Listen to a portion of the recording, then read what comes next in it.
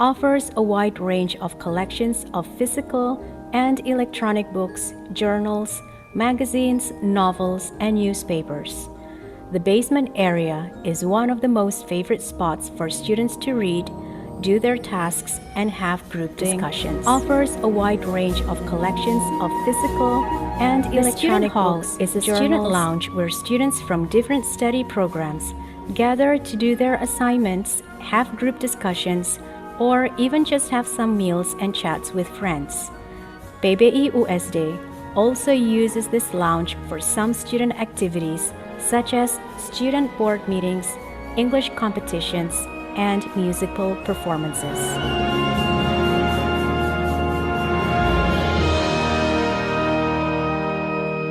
This long and somewhat romantic hallway is usually called Lorong Cinta. Many PBI USD students spend their time here to hang out with their friends in between the class schedules. Others may also have a group work for their class projects. This micro-teaching laboratory is built to prepare the students to practice their teaching skills. The laboratory is equipped with many modern learning equipment such as LCD projectors, drop-down screen, multimedia computers, and whiteboards.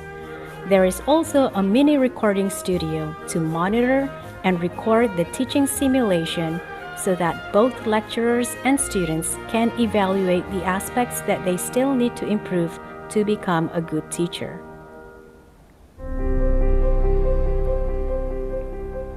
As 21st century student teachers, PBI USD students should be equipped with the necessary knowledge on digital learning to create innovative ways in teaching using digital platforms.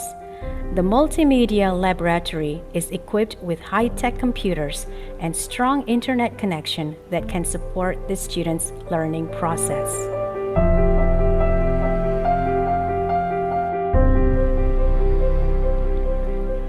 PBI USD students are also facilitated with an audio laboratory that is equipped with proper audio-visual equipment and 60 units of booth with a sophisticated headphone for each student.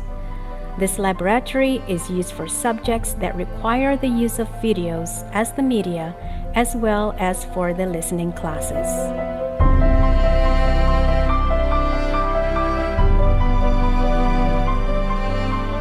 Located in the center of the English Language Studies Graduate Program Garden, there is a majestic banyan tree known as Beringin Soekarno. Historically, this tree was planted by the first President of Indonesia, Insinyur Soekarno, who visited Sanata Dharma University on April 8, 1961. Beringin Soekarno is surrounded by several gazebos used by students to have conversations or do class projects. The clean and representable classrooms are found ranging from the ground to the fourth floor. Each classroom is equipped with an air conditioner, LCD projector, whiteboard, widescreen, audio, and of course, chairs and tables.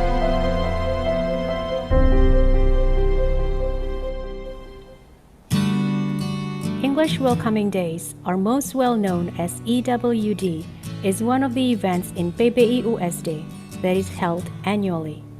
The aim of this event is to welcome the new students of PBI USD and to promote a closer and warmer atmosphere among the students of PBI and the academic staff.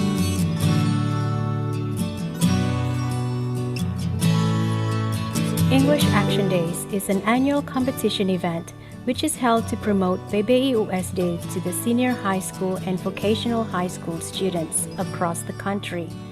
It offers various kinds of competitions such as poetry writing, poster, news anchor, essay, songwriting, story writing, speech, drama, and short movie making. Voluntary teaching is conducted to help the community who want to learn English but cannot afford to pay, and also to sharpen the PBI USD students' teaching skills. This event is held annually in different communities free of charge. PBI USD conducted the preparation intensively to provide the target communities with the best service.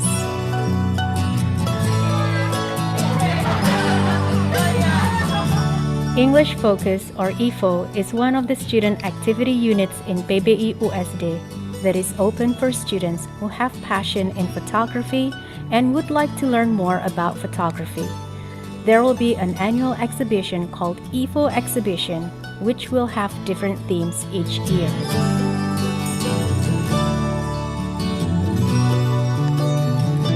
Dialogue Magazine is one of the students' activity units which allows students to experience the perks of being a young journalist. Dialogue Magazine publishes twice a year in April and October. Dialogue Magazine also provides opportunities to PBI students to write their own flash fictions, poems, and illustrations.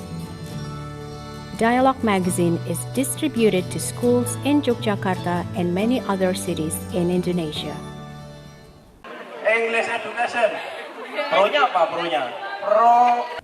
English Education Production, or most well known as EE-Pro, is all about theater.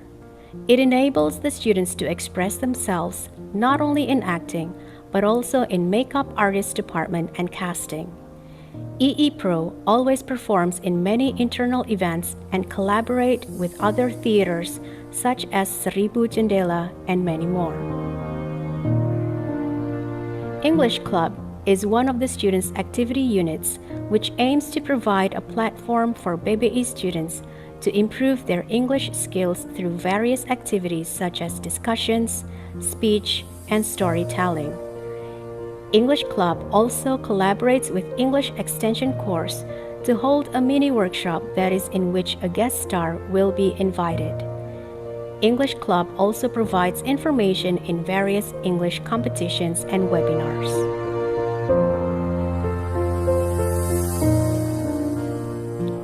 iDiamond is a vessel to gather PBI students' aspirations and serves to connect PBI students and lecturers. iDiamond always makes wall magazines which provide the latest information on PBI events such as graduation night.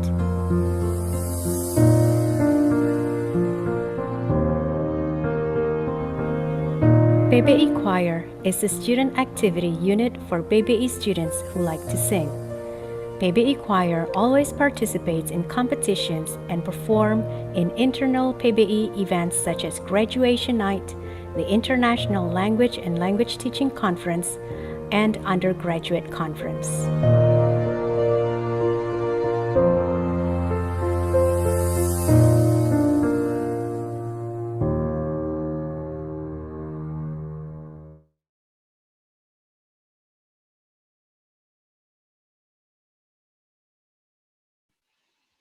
Good morning, ladies and gentlemen, ERF and IERA board members, RELO, respected speakers, panelists, moderator, and all participants from different parts of Indonesia and the world who join us on Zoom and our YouTube channel, PBI USD.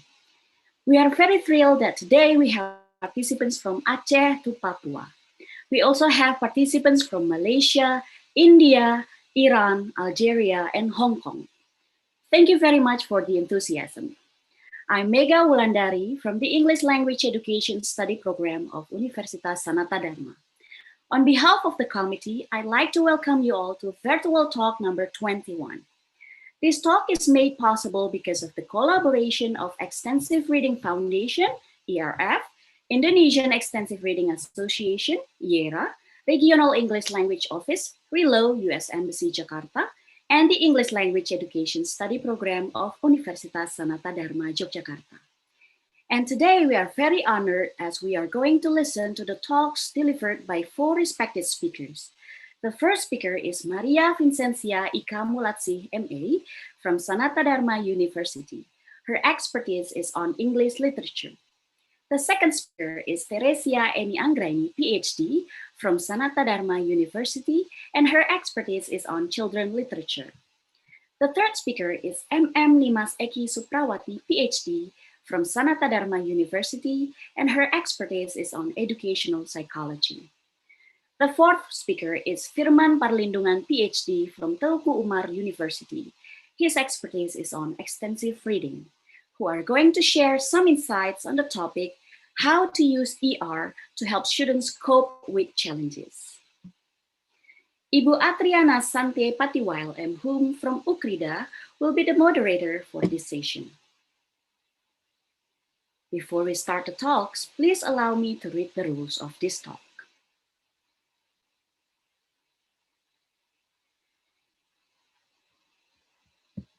If you're joining the talk on Zoom, if you're joining the talk on Zoom, please always remember to turn off both your microphone and camera during the session. For Zoom participants, please click on the raise hand icon if you want to address questions. You can also type the questions in the Zoom chat room, which is open 10 minutes before the speakers end their talks, or you can also post it on the comment box on YouTube. We also have some panelists who are going to help answer the questions. At the end of the session, we are going to provide you with the link to the exit tickets via screen sharing. The link will also be posted in the Telegram, Zoom chat room, and YouTube comment box. We do not provide any attendance lists.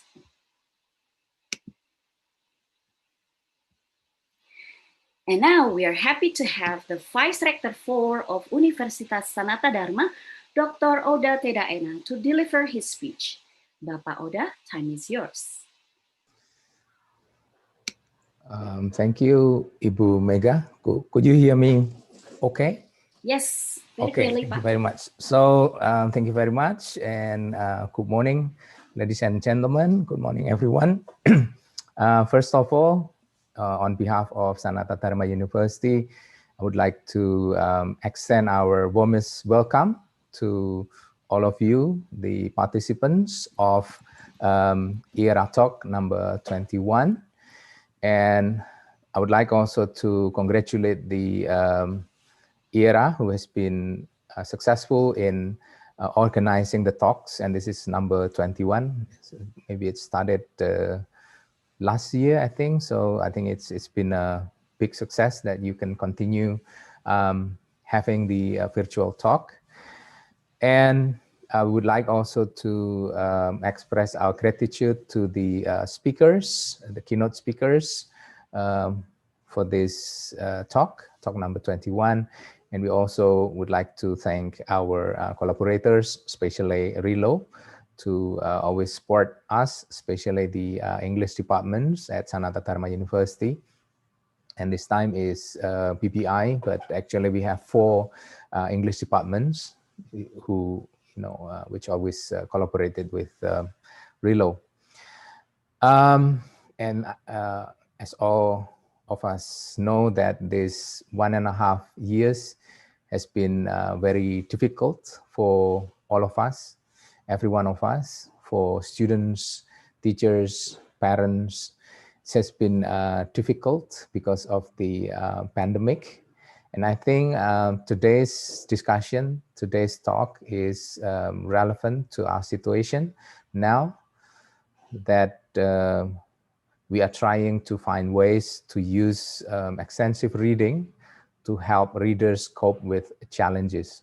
So probably in this talk, we'll be discussing more about parents, teachers, and students, because I believe that most of the participants in this talk are educators, either working in school or universities.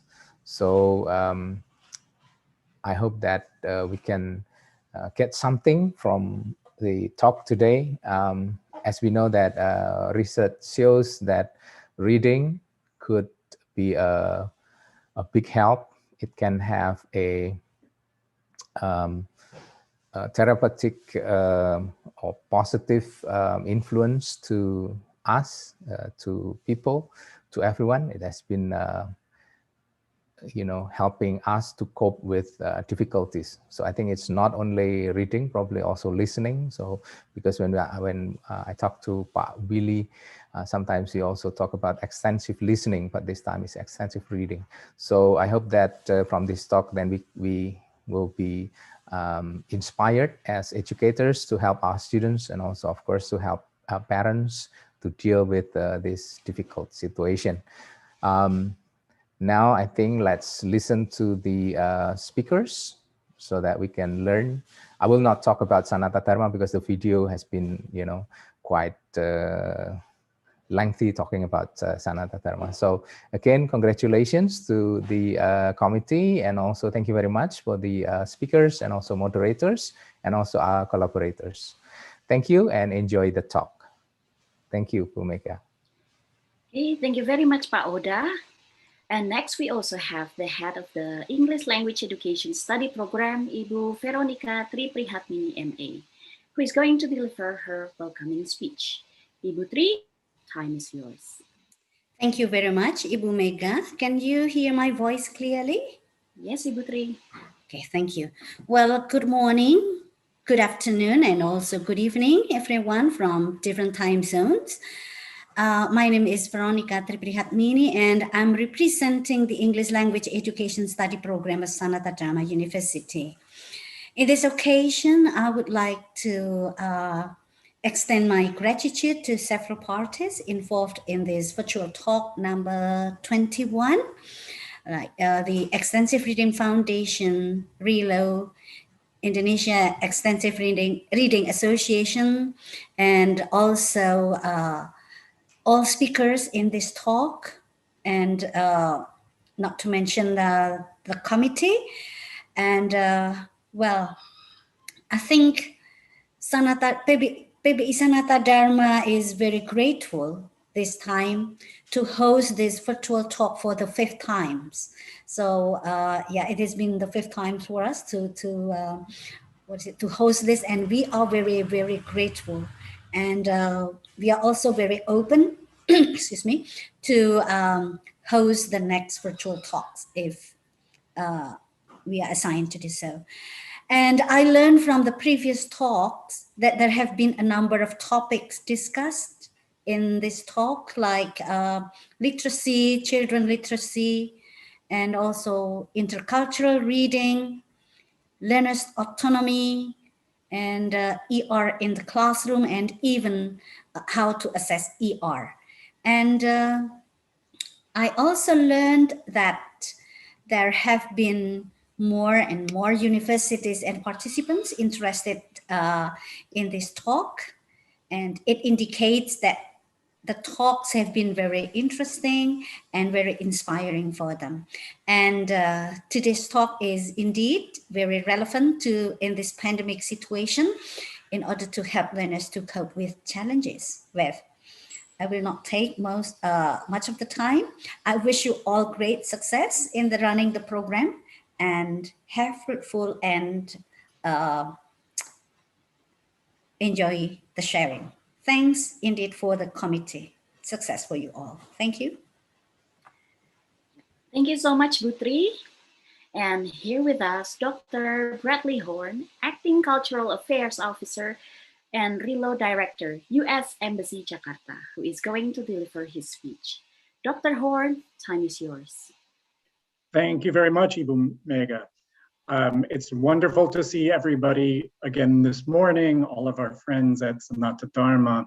I need to begin actually by thanking Bapak Oda for hosting this. I think many of you are aware that Sanata Dharma is in a way the birthplace of the Indonesia Extensive Reading Association. And Bapak Oda is actually the person that deserves credit for being the signatory on the Memorandum of Understanding with the Extensive Reading Foundation that led to the creation of IERA. So, you know, we're in the presence of greatness with Bapak Oda on the line, or at least we have our founding father to thank, if you will. So thank you, Bapak Oda. I also want to thank Ibu Tri for hosting as the English Education Department at PBI USD for their contribution to IERA and all of actually the outstanding work that Sanata Dharma and the English Education does with promoting literacy. I will also naturally recognize our wonderful partners in IERA, Ibu Fenty, and where we also today have one of the founding board members, Ibu Mita, on the line. Ibu Oke, actually from UMY, is on the line. So we have so many of our great IERA family on the line, and I feel like we're family because in the past now 3 years for me, since I met everybody, it's just been wonderful to see how IERA has developed and how we have been able to collaborate so closely with everyone. I'm actually going to echo Bapak Oda and Ibu Tri a bit in terms of framing this session today and with my remarks. Obviously, there is the topic for today is hugely relevant for the conditions we face today. In fact, even before the start of the pandemic, a large amount of the educational psychology literature was starting to focus. There was a strand in the ed psych literature focusing on resilience and grit. The terms resilience and grit were becoming more and more common and familiar to educators everywhere. And then we hit the pandemic, right? Who could have imagined when we were talking about resilience and grit before, and the sort of challenges we were addressing when we were thinking about building resilience and grit amongst learners and building the ability to maintain and sustain motivation and maintain and sustain focus on educational topics. Who could have imagined what we would very soon be encountering? And as Bapak Oda mentioned, who could imagine that it would have lasted over a year and a half?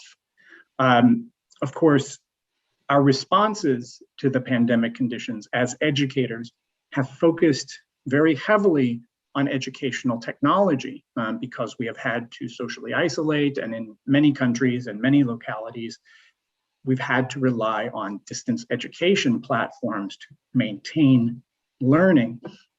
But I think, at least in the US now, possibly also in Indonesia, we're starting to see more and more reports about how, while of course the responses were admirable and the way that educators pivoted to teaching online was truly admirable, we are seeing impacts of the technology gap that existed before the pandemic.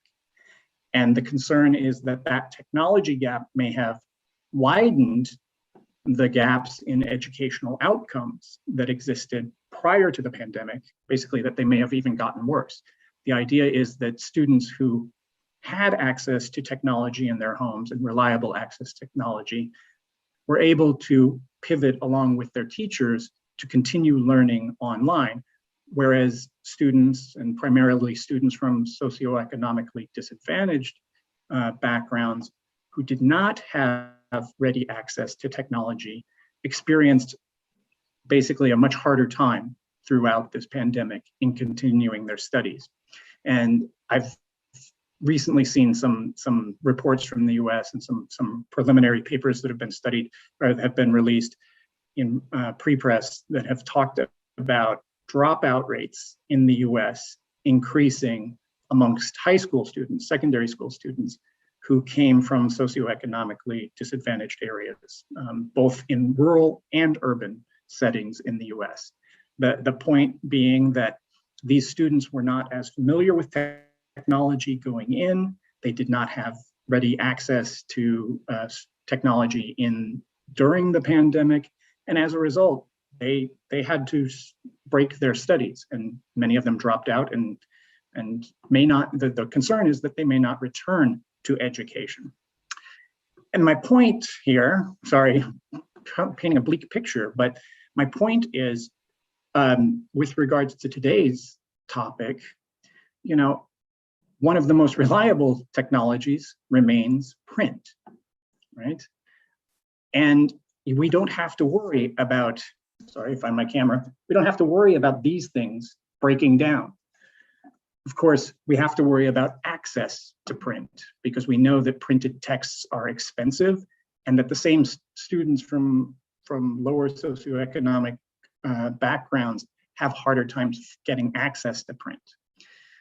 But in terms of developing resilience and grit, and in terms of addressing challenges, I've been thinking a lot about how I personally have addressed the challenges of maintaining my morale, maintaining my motivation during the pandemic. And reading has been a great comfort. And I think for many of the people listening now, because we are all readers, let's admit it, if we're literacy advocates, we tend to be readers.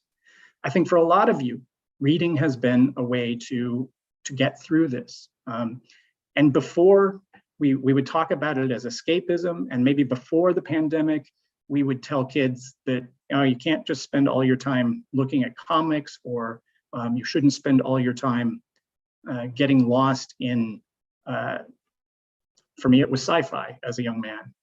I didn't want to read the classics, I wanted to read sci-fi.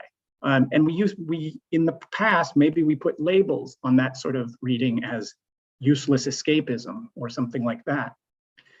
But I would ask you now, in the current context of the pandemic, is it such a bad thing to get lost in a book, especially as compared to ways that kids are getting lost, other ways that kids are getting lost today? And there I'm thinking especially of social media.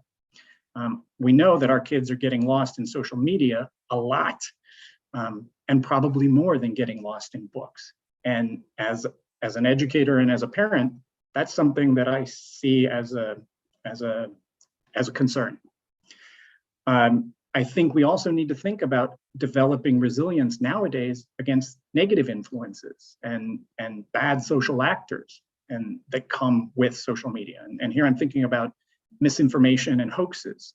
And we know that developing the critical thinking skills that are required for that sort of resilience against those negative actors and influences is strongly related to reading fluency and reading frequency.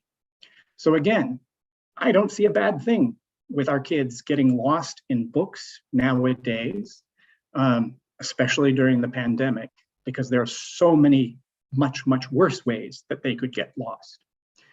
The secret, of course, is helping them build those reading skills that will allow them to address those challenges. And I think that, again, is why today's talks are going to be so rewarding. And I'm very grateful again for USD and IERA for convening this excellent selection of talks. So thank you. I'm sorry I've gone over my time, as I do every time with this, because I'm so excited about the topics. But Ibu Mega, I'll turn it back to you, and thank you all, friends, for joining. Okay, thank you so much, Dr. Horn, for a wonderful opening remark on developing resilience and also grit.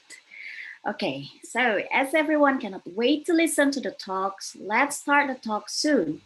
I'll leave the floor to Ibu Arin as our moderator. Ibu Arin, the floor is yours. Thank you, Ibu Mega. Is my voice heard clearly, Ibu Mega? Yes, Bu, very clearly. Okay, all right, thank you. So, Bapak and Ibu, all the reading enthusiasts, welcome again to our virtual talk number 21. What makes every virtual talk series worth of waiting is that in every series, there will be like a sort of the uncovering of the secret to the potential of the reading world. Now today, in our virtual talk number 21, I can see that another relevant and contextual facet of extensive reading activity will be explored by our speakers. We have 4 fantastic speakers who are so much ready to explore about how to use extensive reading to help readers cope with the challenges. The whole presentation session today will be divided into 2 big parts. So we will have 2 speakers presenting, then followed by question and answer session in each of the parts. If you have any questions, ideas, or experiences you want to share, please feel free to use the chat box. Or if you join us via YouTube, you can drop your question and our helpful IERA off-screen panelists will pass them to us. All right, let us begin our first part. For this first part, we have Ibu Maria Vincentia Eka Mulatsih, MA, and Ibu Theresia Enny Anggraini, Ph.D. Now, allow me to introduce Ibu Ika first. Ibu Maria Vincentia Eka Mulatsih, MA, has been teaching some courses on literature, such as Introduction to Literature, prose in English language teaching, drama, poetry, and play performance at Sanata Dharma University since 2015. She graduated from Gajah Mada University, majoring in literature for her bachelor and master degrees. She can be contacted at mv_ika@usd.ac.id. Bapak and Ibu, Ibu Ika will share her thoughts about our literature journey in exploring the world of education. Ibu Ika, how are you doing, Ibu? I'm doing well, thank you. Great. Okay, so Ibu Ika, the screen is yours for the next 20 minutes.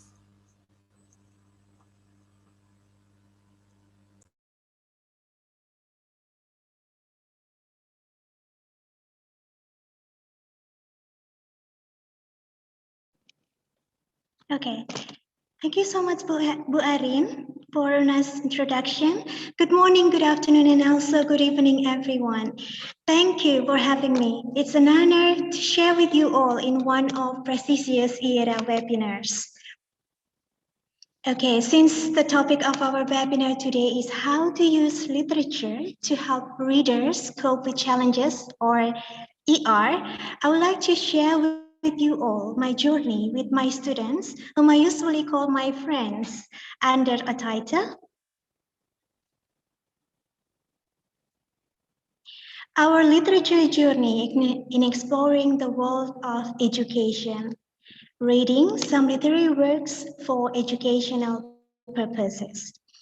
To me, one of the big challenges that I face is dealing with those who think that reading literary works is not relevant in education study program. I recalled my experience during accreditation of ELASB back then in 2018. One of the assessors argued to have educational subjects only without dealing with literature.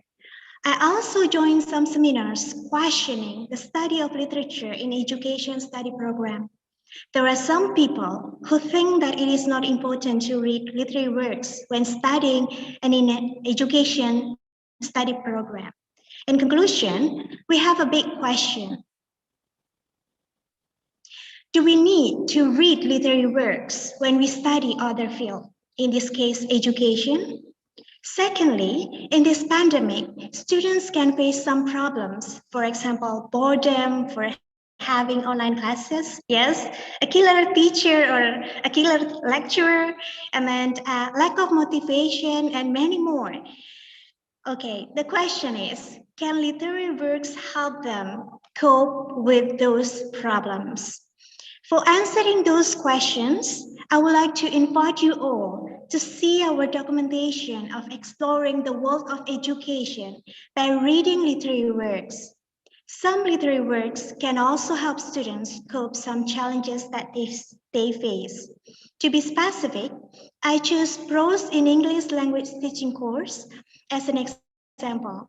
There are 3 literary works read in this course. The first is Miss Awful by Arthur Kavanagh, and then the second is The Little Girl at the Window by Tatsuko Kuroyanagi, and the last is The Jungle School by Butet Manurung. So we will go to England, Japan, and Indonesia through those 3 literary works. Let's begin then. So Miss Owl is an interesting story where we can find two teachers who treat their students differently and a student named Roger. This is Miss Wilson. Miss Wilson is characterized as a nice teacher. Roger told the character of Miss Wilson like this. Well, I like Miss Wilson. She's fun. Last week, for instance, when Tommy Miller got tired of staying in his seat and lay down on the floor, pretty soon, the whole class lying down. Know what Miss Wilson did? She lay down on the floor too, Roger went on. She said, we'd all have a rest. It was perfectly normal in the middle of the day. That's what I love about St. Jobs. It's fun. Roger told that story to his parents. On the other hand, Miss Orville is an old and strict teacher. Attention, please. No muttering in the back. She cleared her voice and resumed. Prior to my retirement, I taught boys and girls for 46 years. She warned, and I am beyond trickery, so I advise you to try none. You are to be in my charge until the return of Miss Wilson. However long that may be. She claps her hands in front of her and trains her full scrutiny on the rows. Almost all students dislike her. So do students' parents. They do not like Miss Orville or Miss Orville. Miss Orville is so disciplined and she wants her students to learn more and do their best. And then we have Roger here, who was unable to spell any word and liked to play around. He has some experiences with both Miss Wilson and Miss Orville. Roger, in the beginning of the story, is characterized as a playful boy who likes to bring toys when he goes to school, and he ignores his homeworks. In short, he is not serious. But in the end of the story, he could spell words well because he experiences Miss Orville's teaching process, so he learns. Roger stood back, hands at his side, and lifted his head erectly. Flower, he spelled, Flower. He squared his shoulders and looked at Miss Orville's brimming eyes.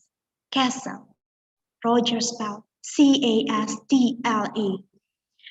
Although Miss Orville is seen to be awful one by mostly both students and parents, she has good intention for her students.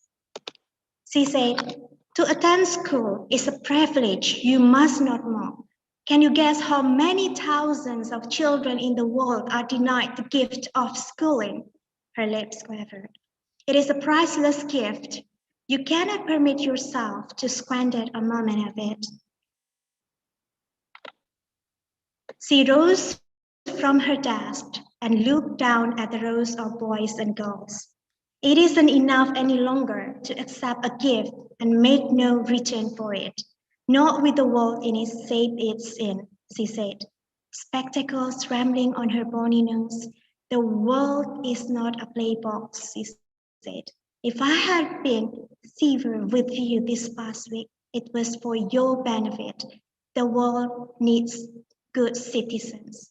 If I have helped one of you to grow a fraction of an inch, if just one of you. Okay, so here, how amazing a short story can propose different perspectives to its readers. After reading this short story, my student answered some guided questions, and they related Miss Orville's short story to good teacher concepts and some educational values. For good teacher concepts here, they have 4 streams. So the first one here is Miss Wilson. So some of them, like Miss Wilson concept, I like teacher. This is one of their answers. I like teacher who can make learning feel exciting and never put pressure on students. teacher who can understand students' struggle in learning. What about the second group? So some of them like the combination between Miss Wilson and Miss Orville. So I like the type of teacher who is not too strict, but still follows the rules. Everything should be scheduled so that students will know what they will learn without waiting for the teacher to explain what they should do in each meeting.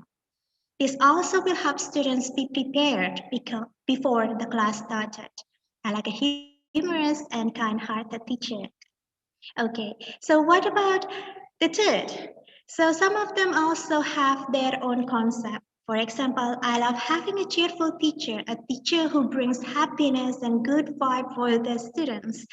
He or she has enough time or gives opportunity for the students to ask, consult, and listen to students' difficulties. And the last group is good teacher concept during pandemic. I'm sure you really want to know, right? A great teacher is the one who explains the material and knows students well. It means that the teacher will not give a lot of assignments only. That's for the good teacher concepts from my students. And then for educational values, Miss Awful Short Stories is able to change students' perspective of a killer teacher or killer lecture. So here, I took some of their answers. So we have every teacher has a good intention. I have to keep in mind that all of teachers, whether they seem annoying or really kind, they have good intention for their students. So now I know that we face some problems in this online learning, but whenever they remember this story, no matter how kind or how annoying the lecturer is or the teacher is, he or she has good intention. And then the second is about discipline.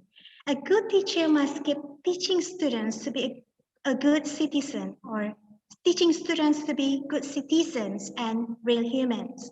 Letting them doing what they want is actually not good at all. It will make them feel free and the intention to learn is it. How amazing it is that this answer is from my student and he or she underlines the part that discipline is also important. And the third is students' obligation is to study. Just like what Mrs. Orville stated to the whole class, student cannot squander a moment of priceless gift to study in a school. There are thousands of children who deny the gift of schooling. So this one is, the action to be grateful and to spend our time wisely, because the chance for having, having education is a gift and we cannot mock. And the last is education starts from family. When we usually talk about education, sometimes education is about school. But one of my students, shares the importance of education in our family. Okay, that's for the educational values and also the good teacher concepts and things that we get. This whole story is like a reminder of a good intention of a lecturer, of a teacher, whether he or she is good or whether he or she is cruel, but actually he or she has good intention. And then a special gift that we can mark, especially to be educated. And then teachers' likability. I also learned that our likability is also needed. And the fourth is discipline. Okay, so that's from England. So let's go to Japan. So we have a novel. The title is The Little Girl at the Window. And the main character here is Toto-chan. I believe that every student has their own preference. Yes. And the work of literature opens thousands even millions of interpretations. So I began the journey, our journey, by giving a freedom for my students to choose the part that they like from a novel entitled The Little Girl at the Window. I quoted from this novel. The children consider their trees their own private property. So if you wanted to climb someone else's tree, you had to ask their permission very politely, saying, "Excuse me, may I come in?" Kuroyanagi, page 29. Then I shared with them my reason of choosing that part. I told them how nice it was to have that certain etiquette as a result of education. Then we had a Zoom meeting together and also WhatsApp group discussion, and I recorded our meeting. So I do hope that I can share with you all, so please enjoy watching.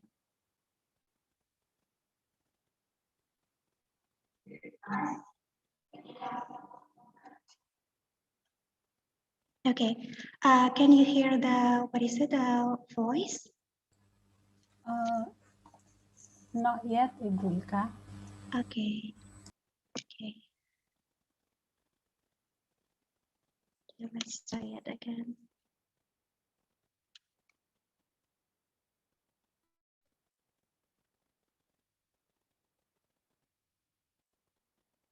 Really nice when you have What someone you can talk to. Yes, For example, the headmaster listen to Toto Chan for like 4 hours straight, right? Plus, I feel like Toto Chan has some, mental health problems because she is unusual kid who likes doing things over and over again. And then she loves talking to other people like so much. So I think having someone who can talk to is making us feeling like our voices are being heard. And part it tells that the previous teacher of Toto Chan, told her mother about the problem why Toto Chan has to be expelled from school. And I think this is quite funny for me because mostly children, if they are asked to stop doing something at the class, they will stop directly at that time. But here, when Toto Chan was asked to stop, and then the teacher said that you can only open or shut the desk if you need to put something or take something from the drawers, like that. And then at the end, the teacher said that she couldn't stop her because she already find the reason. So the reason, Toto Chan finds the reason why she could open the drawer. But there was no time to explain. She simply said, "Why don't you ask him yourself? And anyway, what about Daddy? He plays the violin and owns several violins, but that doesn't make our house a violin shop, does it?" "No, it doesn't," Toto Chan agreed, catching hold of mother's hand. So I quote this scene because I think the mother role is really great in this part.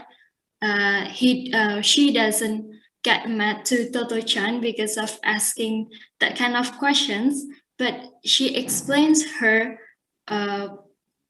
slowly and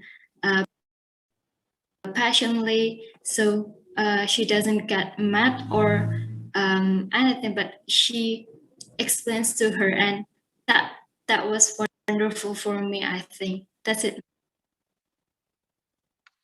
Yes, every student has their own favorite part from the same, literary work, they have their own perspective and they have their own favorite part. From three friends, we learn that the first one, she likes, the headmaster who is passionate enough in listening to his new student. And then the second one, actually, she underlines that Toto-chan is a smart girl because she could find the reason for choosing or knowing the reason. And then the third about the role of a mother who could understand her daughter.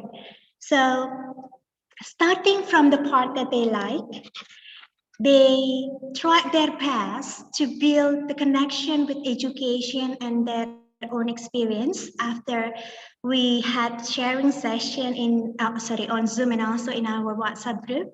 And then they were not alone during the process of writing their reflective paper, because I gave individual feedback after the first draft submission, but I didn't change the content.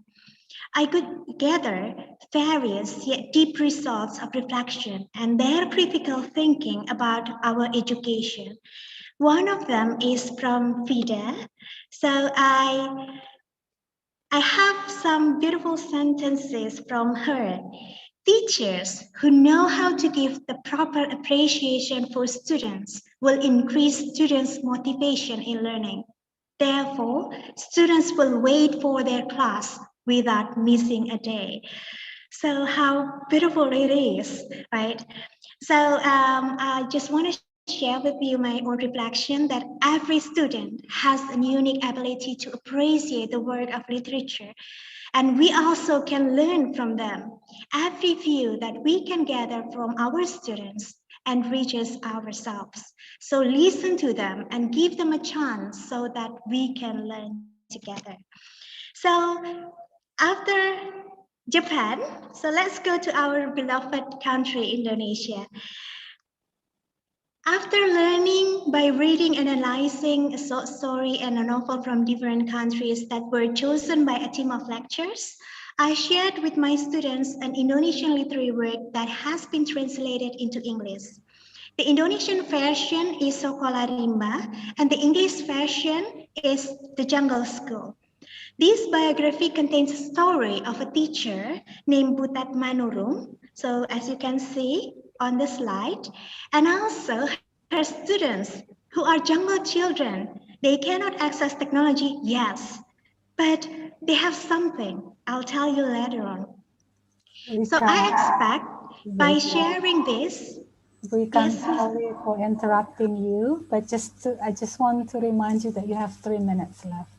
Okay, will do. Thank you, Arin. Yeah, I'll do that. Okay. So I expect that by sharing this, it can inspire my students to read more literary works that they can choose and begin their own journey for exploring the world of literature and connect it with other fields. I think the exploration, their own journey, their new journey, we can call it as extensive reading. Since I am in English language education study program, so I tried to learn an educational theory about self-regulated learning. There are 3 parts: metacognitive, motivation, and also behavior. So a self-regulated learner can plan or is able to plan or set her or his goal, organize the goals, monitor and evaluate him or herself, and he or she also reports high self-efficacy, self-attribution, and also intrinsic task interest. I think the most important one here in pandemic situation, behavior. If the room is so noisy, then students can choose other rooms so that they can optimize their learning process. And this one, the metacognitive here, jungle children know their goals and try to achieve them. So I really want to show you some quotation that I took from this biography so that we can learn that having the goal, try to achieve that. Even jungle children, they want more than their previous goals. So for example here, the most annoying thing for me is the constant repetitive questioning. So they ask a lot of questions. How much longer before I can read, Ibu? So reading and writing were their goals. But then they also asked to be taught how to tell time. So not only reading and writing, they try to achieve higher goal to understand the concept of time. Teachers do not bring the materials. Jungle children bring the teacher calendars from the market. They want to know what October means, 1999, even Thursday. And then later on, but that statement underlines the reason that they need to coordinate time with the outside world. And then their actions of asking a lot of questions, like they constantly ask a lot of questions, right? In this and this word and that, their actions are moving.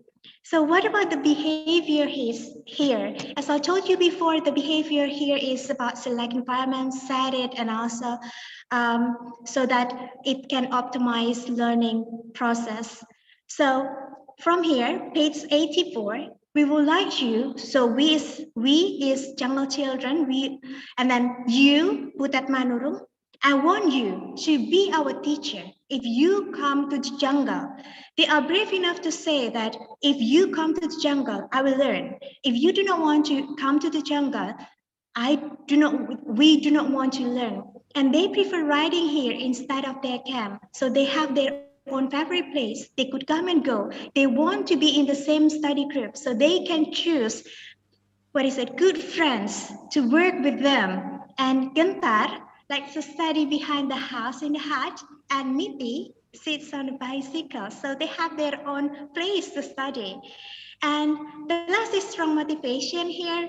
They really respond yes when we ask or Butet ask a question if they are tired or not. They said, no, I'm not tired. They request more work and compete and learn from those who acquired the skill. And they focus on comprehension rather than grades. Because they have their strong motivation to learn and to achieve their goals. And I believe that a great learning process cannot only have a great teacher, it also requires a great learner too. So come back again to our previous questions. Do we need to read literary works when we study other field, in this case, education? The second, can literary works help our students cope with some problems? Well, I think, and I'm sure, we have got the answer. So I would like to thank you, especially for my friends who belong to English language teaching pros in ELT course. You are all awesome. Thank you so much. Thank you, Bu Erin. Thank you very much, Bu Ika. As I listen to you, your voice is, suits me very much. I'm very sure other audiences in this room also feel the same thing. I feel like I'm one of your students and listen to the way you read the story. You are truly a storyteller. Okay, let us continue, Bapak dan Ibu, to our second speaker. We have Ibu Theresia Enny Anggraini, Ph.D. So I will be introducing her first. Ibu Theresia Enny Anggraini received her BA degree in English Literature from Gajah Mada University, and her master's and PhD degree from the Ohio State University, majoring in literature for children and young adults. Her interests include literature for children and young adults, drama, and African American literature. She can be reached at ner@usd.ac.id.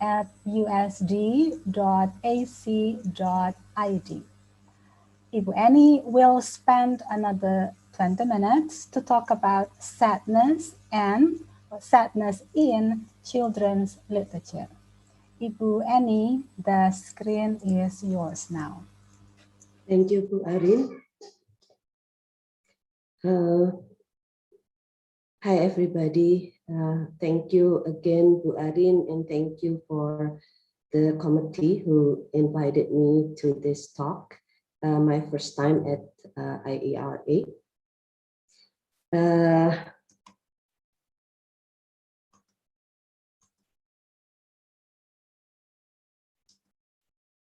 But before we're going to my topic, I want the audience to get involved a little bit in thinking about what is children's literature, sastra anak. So when you hear the word children's literature, the phrase children's literature, what is it that comes to your mind? Can you write maybe a word or a very short phrase in the chat room? Children's literature. Then when you hear that phrase, what is it that comes to your mind?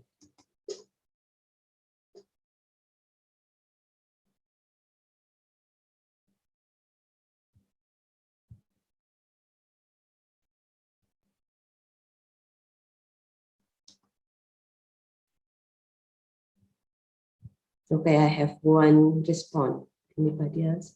Right, readings for children, entertaining, short story, fantasy land.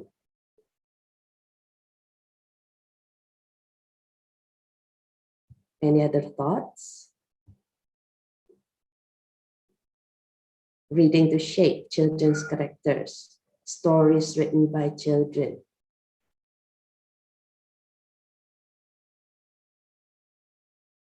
Suitable readings for children to help them in early literacy. Anything else?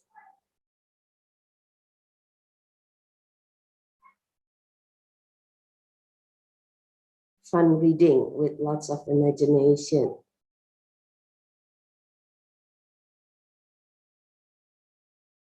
Fun stories for children.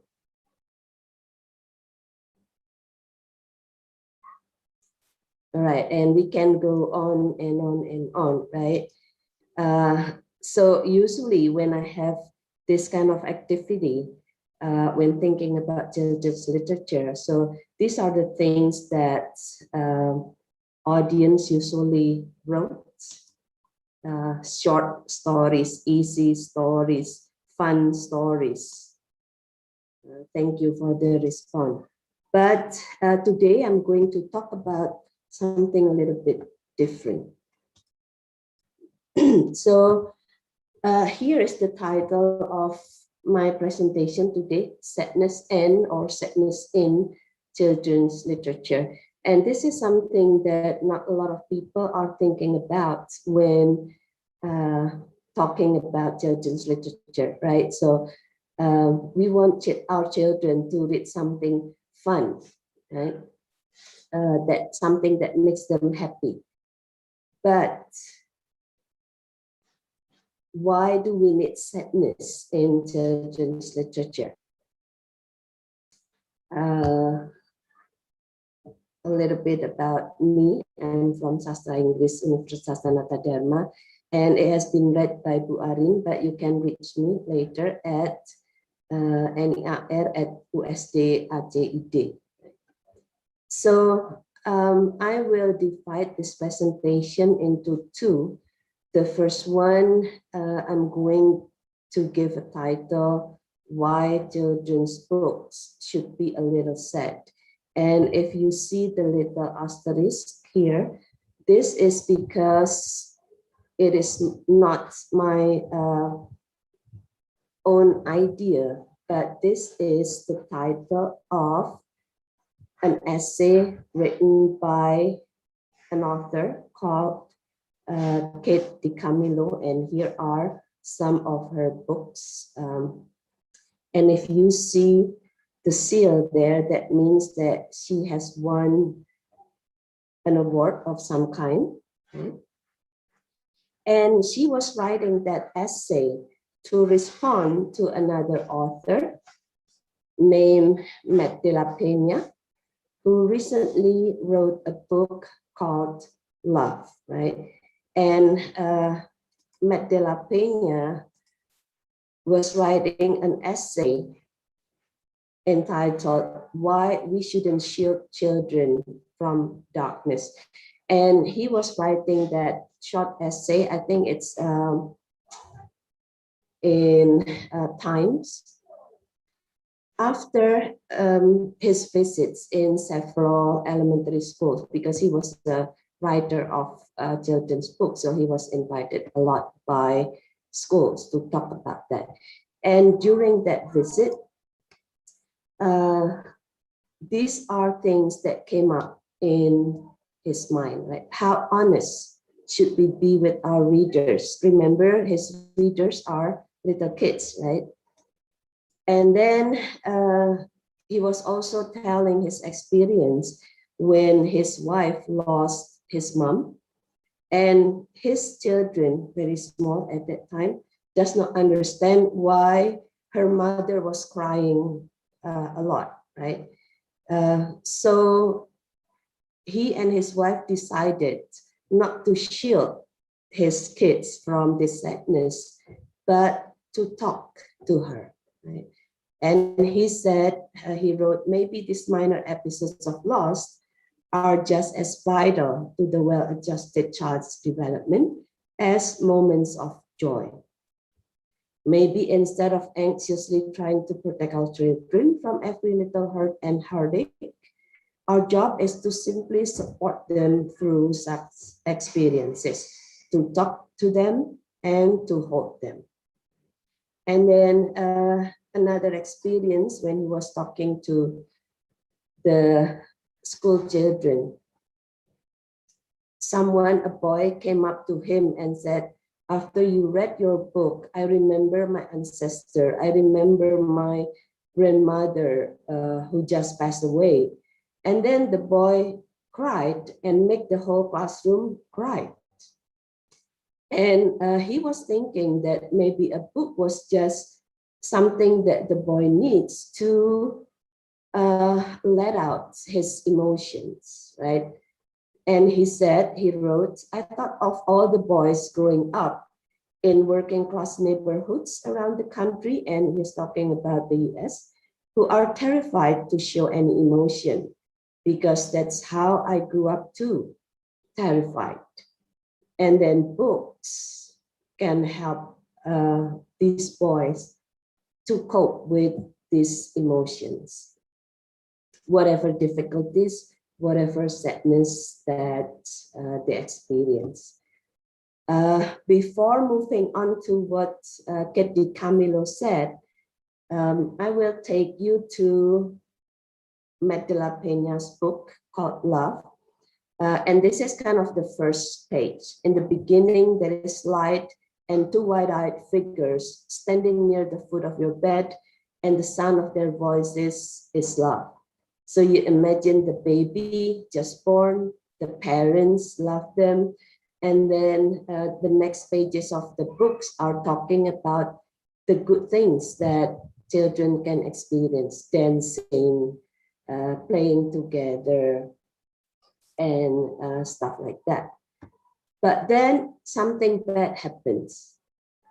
On the night the fire alarm blares, you're pulled from the sleep and whisked into the street where a quiet old lady is pointing to the sky.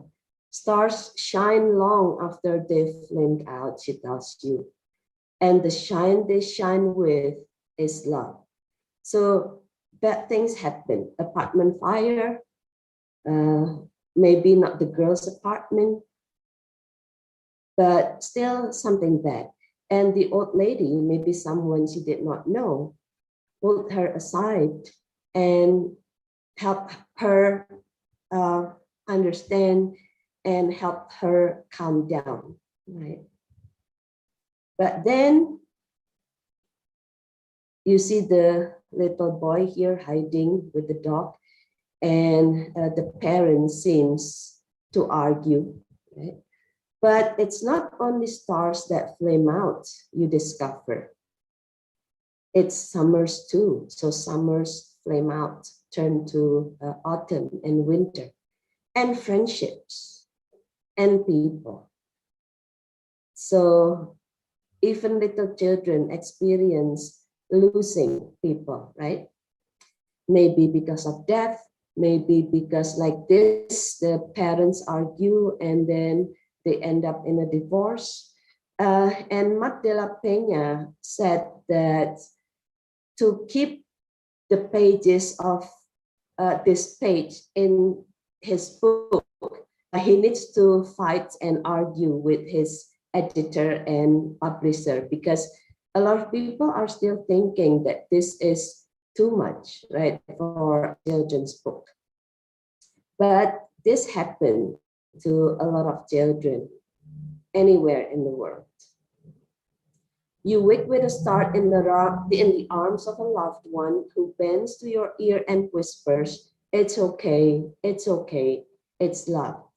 So what he wants to try to say here in his book is that, okay, we have difficulties, we have bad experiences, but it will be okay because someone will still take care of us, right, of that little children. So like he said, it is better not to shield children from bad experience, but talk about it, and also talk about this in the books, so that children who had bad experience can feel the emotion, can let them out, and it will help them a lot and will not make them feel alone, right? And this is the last page in his book. You see that little boy is trying to be independent, and he said that all the umbrella behind him are the support system, people who love that boy.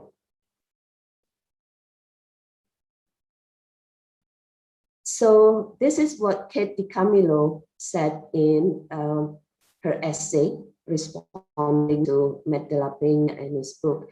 I read Love, and I want you to know that when I turned the page and saw that child hiding under the piano, small, worried, afraid, confused maybe, I felt a wave of recognition. I felt seen. I was a kid who hid under the literal and metaphorical piano. I felt isolated by the secrets and fear in my household. For me as a kid, to see that picture would have been such a relief. I would have known that I was not alone. I would have felt less ashamed, right? So seeing bad experiences for the kids in books will give them this kind of feeling, oh, someone else experienced the bad things that I experienced too. I'm not alone. For a long time, I thought I was alone because all the books that I read all are about fun, about kids who had two parents, and my father passed away, for example. And I do not feel complete because of that. But by reading this kind of book, then that child does not have to feel that way anymore. And to continue, this is still from Kate DiCamillo. That was what I needed to hear, that I could bear it somehow. So it is okay to experience sadness and difficulties. But what children needs to hear is that you will be okay, right? Like in the book, in Mat de la Peña's book, Love, a lot of difficulties, bad experiences, death.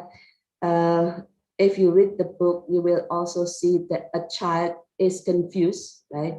She had bad dreams. In her dreams, she was trying to open and close drawers and walking in a maze, trying to find something that enlightened her. She did not find it at that time, but she knows later on that someone will still hold her. So it is okay to experience difficulties as long as those children was informed that that would be okay. You could bear it. Right? And she said again, I felt so connected to that child. I think we both felt seen. Right? To be felt seen was also important. Right? To be noticed, right? Because a book should talk about experience of everybody's, not just a group of people, a group of happy children, but everybody. I have tried for a long time to figure out how E.B. White, Charlotte's Web, if you have not read the book, did what he did, how he told the truth and made it bearable. I think our job is to trust our readers. I think our job is to see and to let ourselves be seen, right? To trust the readers. So children were not as innocent, as pure as you think they were, right? Imagine how many children has already lost parents after they were born, right? So since the beginning, they have already had that experience. And then I am quoting this from Family. Stories are one of the most powerful tools that we can use to provoke children's development and to teach them important lessons. And by removing stories from the playing field, we miss out on much of lessons.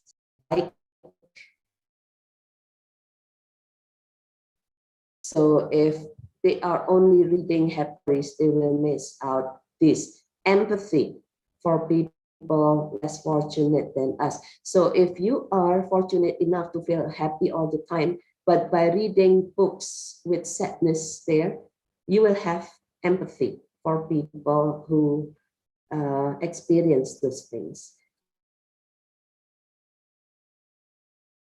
Justice and injustice, realistic understanding of the world around us, a chance to make some children see that they're not alone.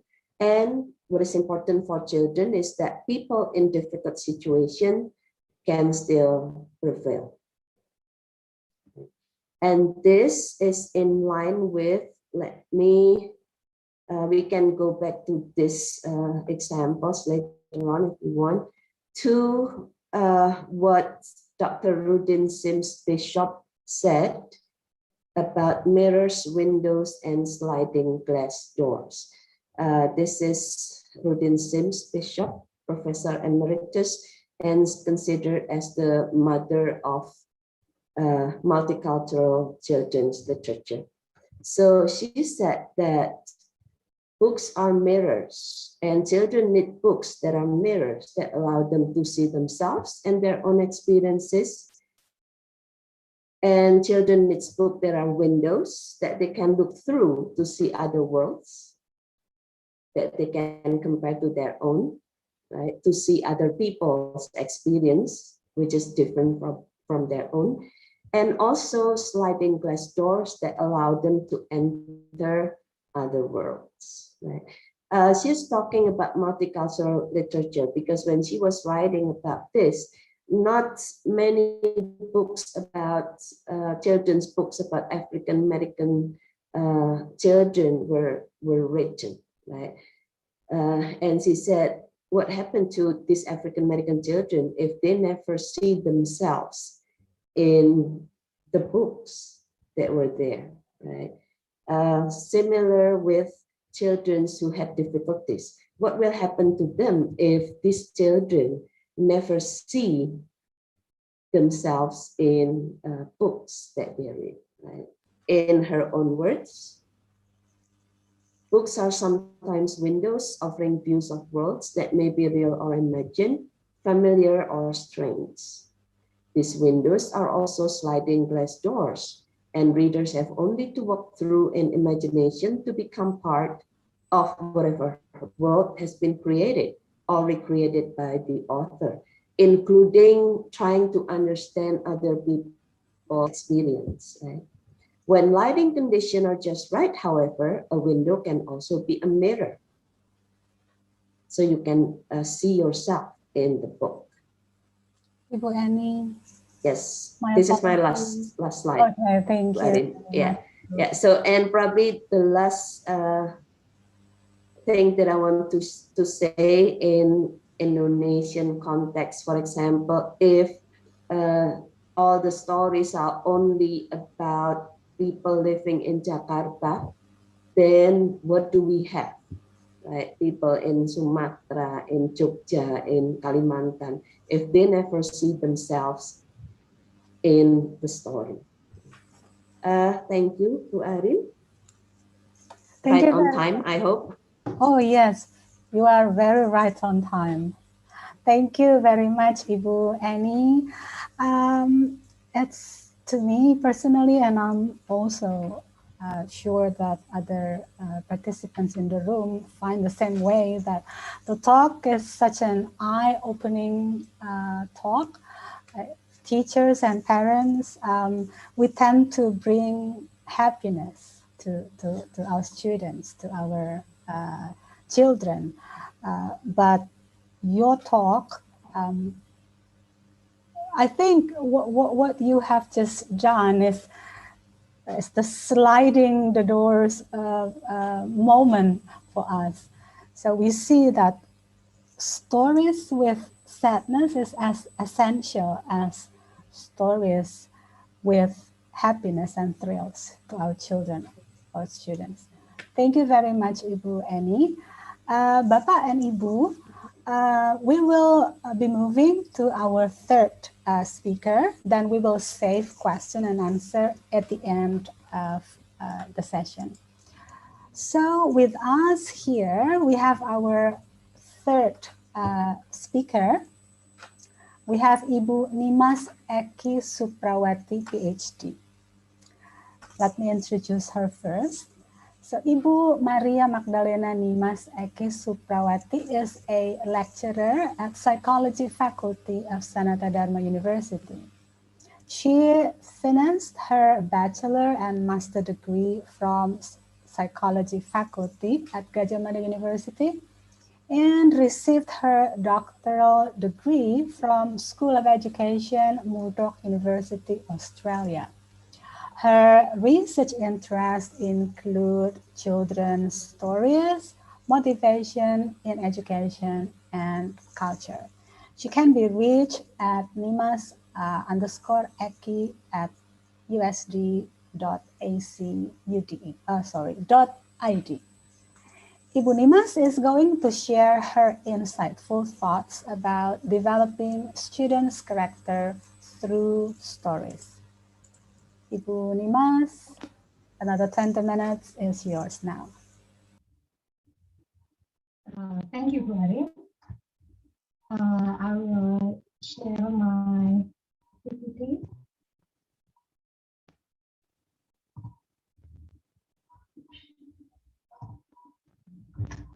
Okay. Gary, thank you for your lovely introduction for me.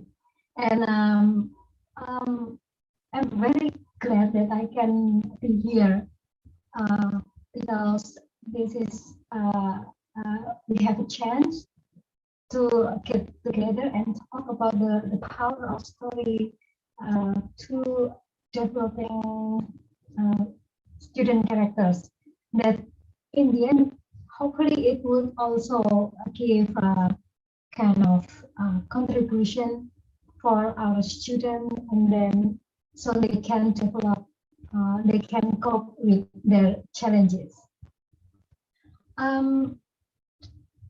First of all, I'd like to also to thank very much to IERA to organize this event, and I hope I can share some of my insight from my studies related with this topic. Okay.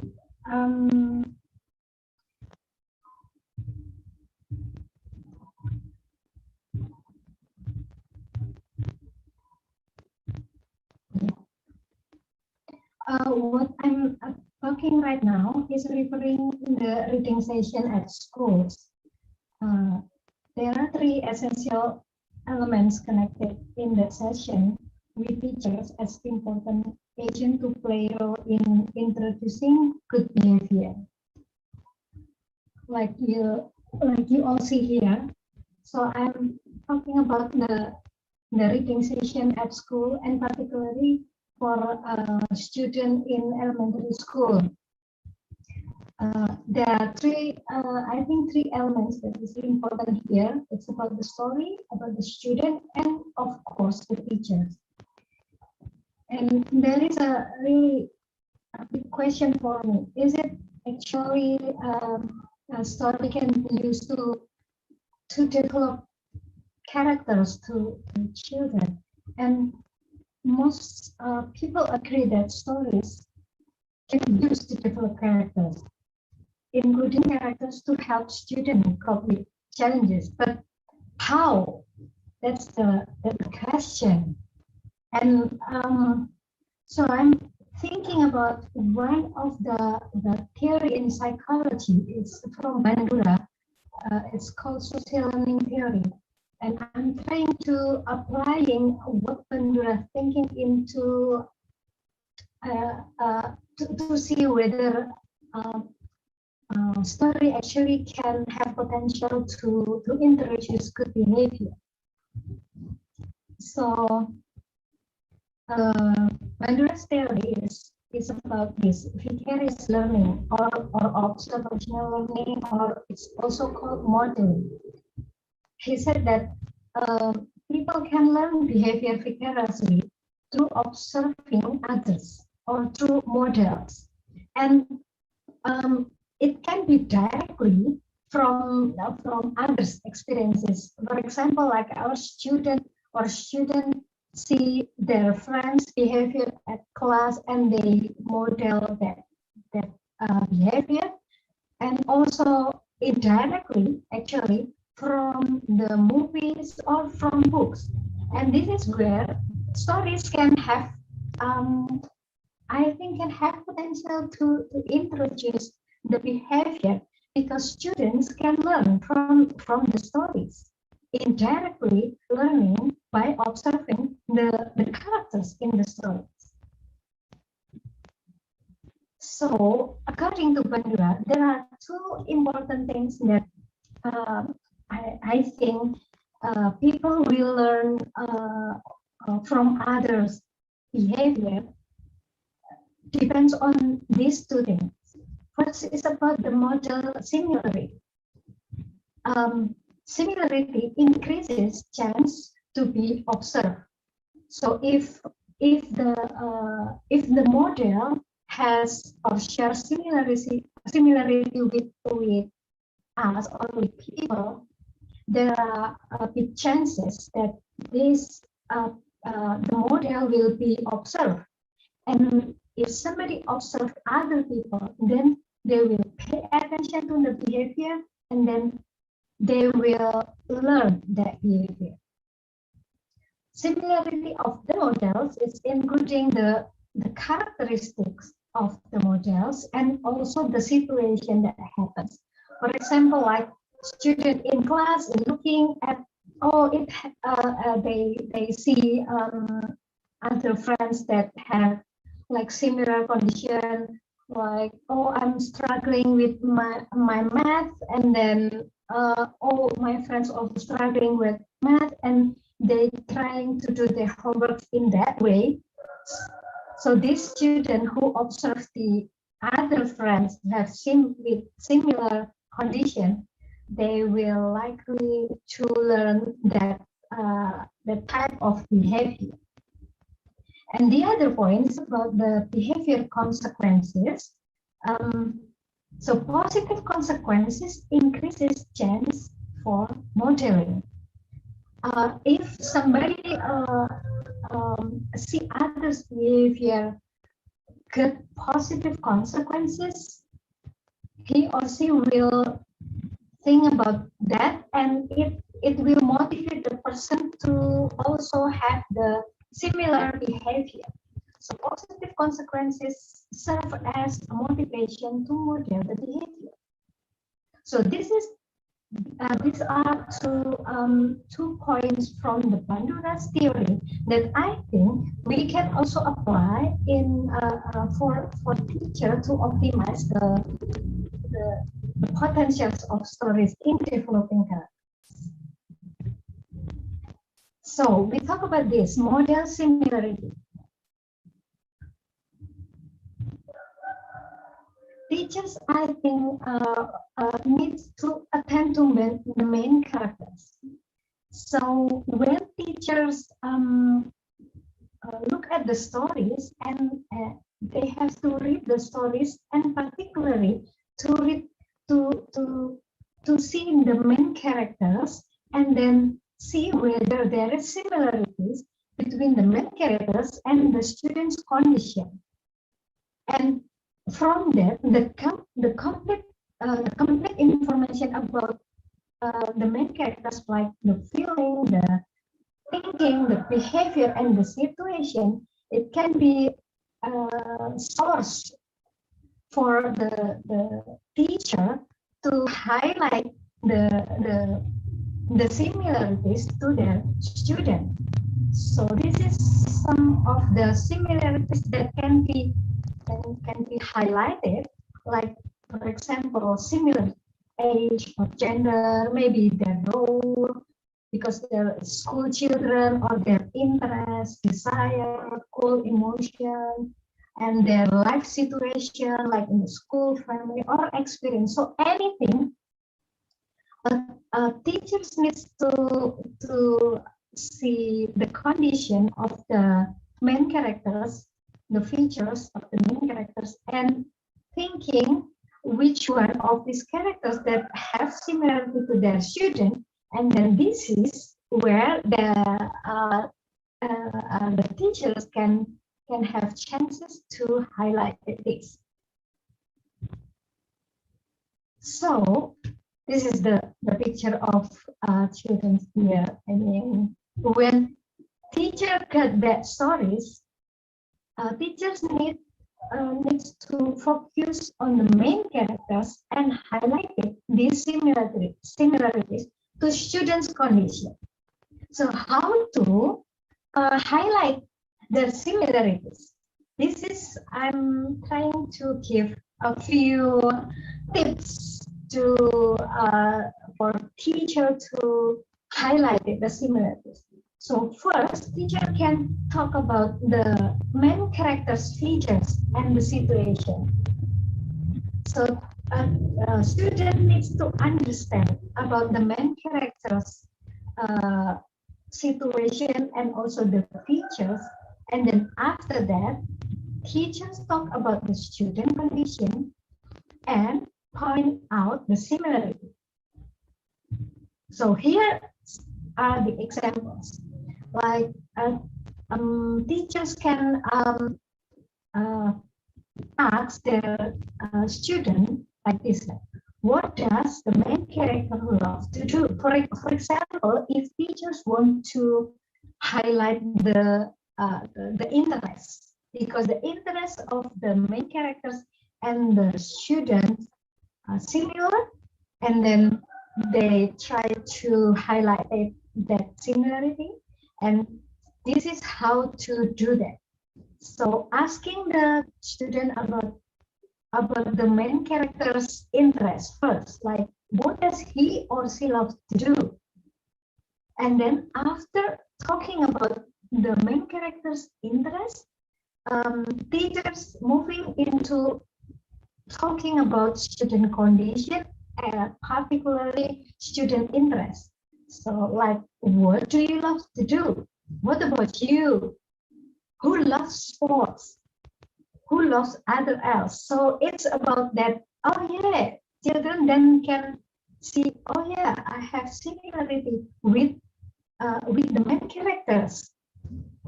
And then to teachers need to point out the similarity by saying this, like, who loves doing like him or her?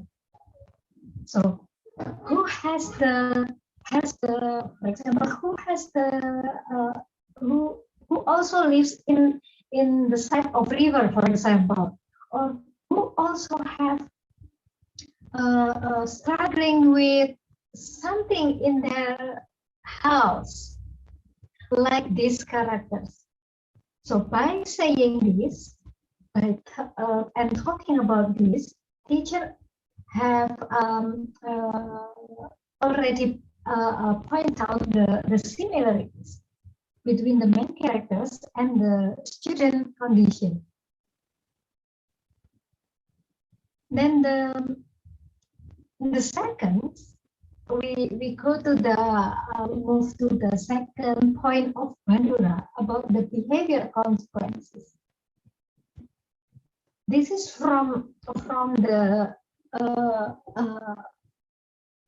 not from, but when teachers pick the stories, this is what a teacher should think. So the logic of the behavior is actually like this. Every behavior actually has antecedent.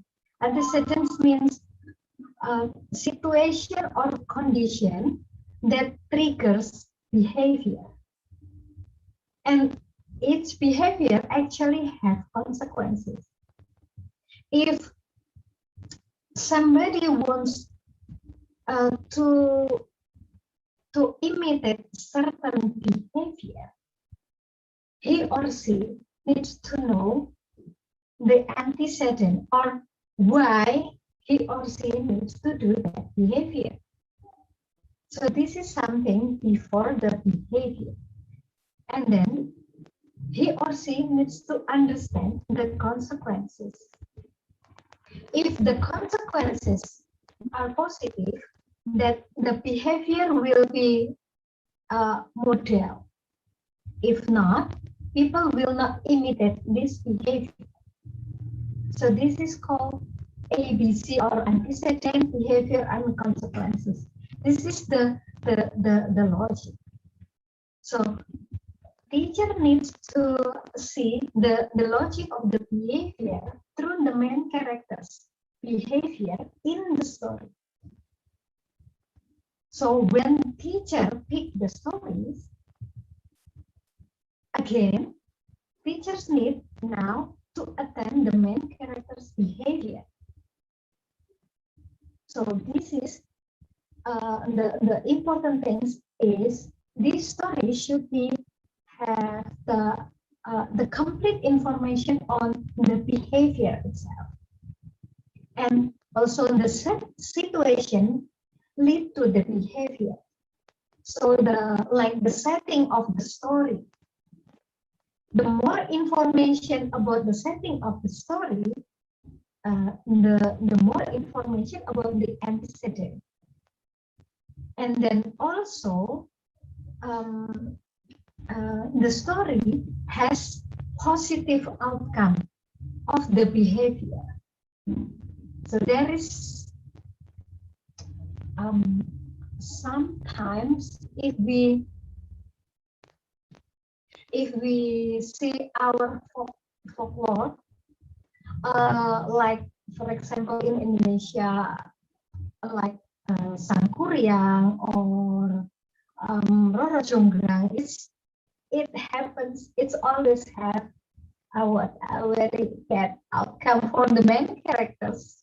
It's actually this story is used to say to please readers don't do this behavior. So this is not the thing that we want to do with the student.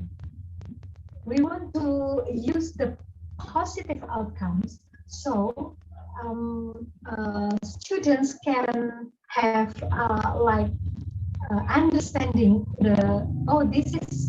this behavior has positive outcome. So I will learn this behavior for my situation. So this is the thing that needs to be paid by teacher when selecting the stories. And then what teachers need to do when they talk to their children. So the teachers need to build causal connection of this antecedent, the behavior, and the consequence. So students need to understand that the behavior has the antecedent or the situation before or that lead to the behavior. And this behavior actually has consequences. So how to do that?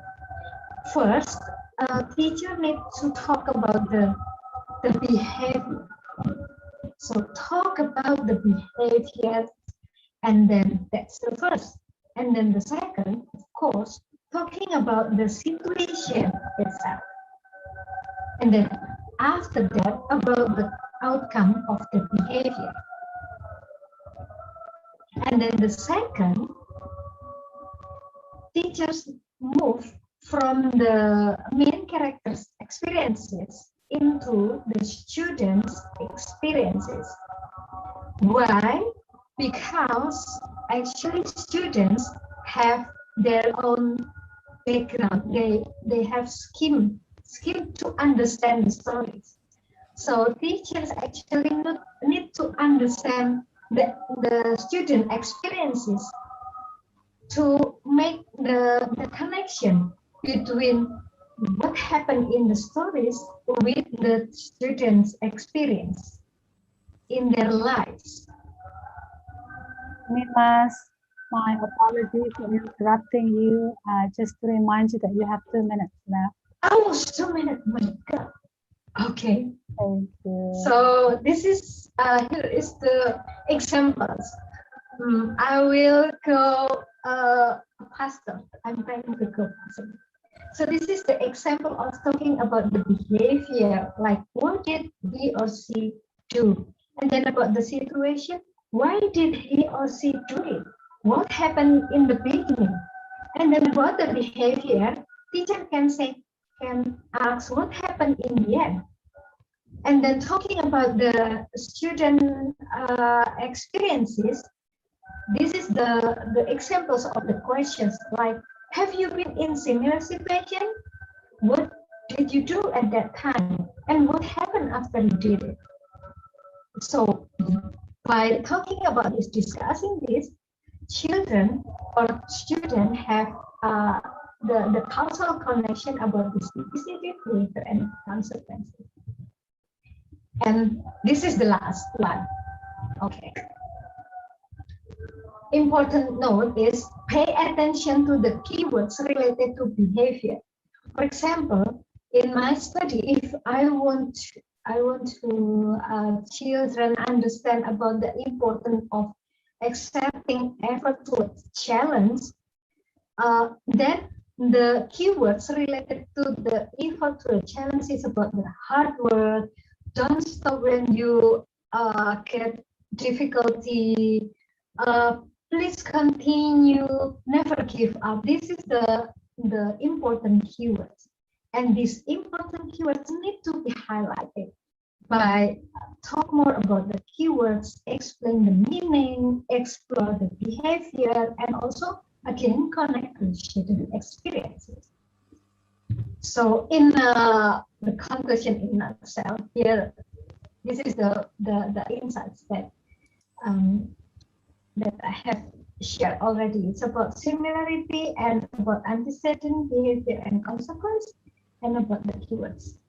With this thing, from the Pandura social learning theory, I think stories have potential to develop characters at school. Thank you for the time, Bu Arin. Thank you very much, Bu Nimas. What another compelling talk. I'm so enlightened to the whole morning listening to all our speakers. We know, as teachers, we know that stories carry the potential for nurturing good behaviors, but the how to approach the stories for this purpose it's still questions to many teachers, and you fill the gap by talking about this. Thank you very much, Bu Nimas. Bapak and Ibu, don't worry. We still have one third at the last part of the whole presentation session this morning. This last part is unique for two reasons. The first one is that the speaker is the only Bapak among the Ibu-Ibu presenter this morning. And I'm convincingly sure that the part is going to be short, yet very catchy. So we have Bapak Firman Parlindungan, Ph.D. with us here. I will introduce him first. So Pak Firman Parlindungan, Ph.D. is a faculty member and is currently the head of curriculum and language development at Universitas Teuku Umar, Aceh Barat. He was a recipient of Indonesia Endowment Fund for Education Award to pursue his PhD at the Ohio State University. His study focused on reading and literacy for early and middle childhood education. Pak Firman soon will be sharing about extensive reading. Do it because you want to. Pak Firman, the screen is yours for the next 10 minutes. Thank you, Bu Arin. I hope everyone can hear my voice clearly. I have to use device this morning. So let me share my screen first.